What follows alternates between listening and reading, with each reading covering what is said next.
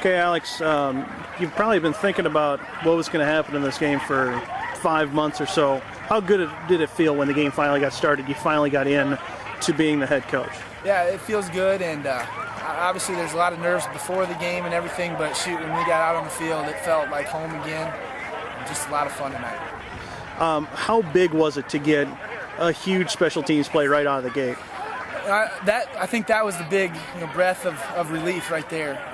We've been practicing that a lot. That returned a ton, and just to have it pay off, I think our guys realize the importance of special teams. Talk a little bit about what kind of adjustments or things that you did in at halftime that you guys were able to come out and just dominate them on the ground. Well, we challenged our guys. We didn't really change much of what we were doing, but we challenged our guys that we're going to win this game up front.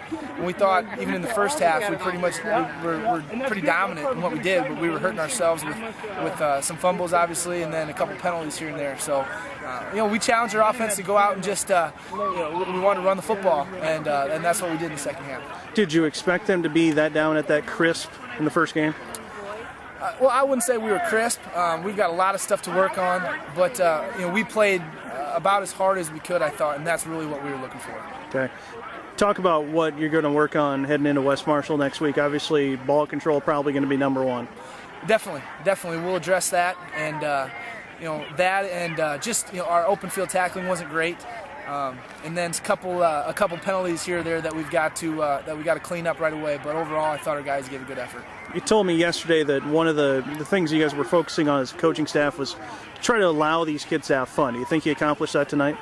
I'm pretty sure we had a lot of fun. I had a great time, and I could see our guys out there were smiling and just run around. And when you get some of those the second team guys and the younger guys in there, I think.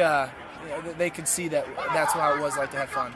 Now that you've got this first game under your belt, how much more real does it feel that you're AP's head coach?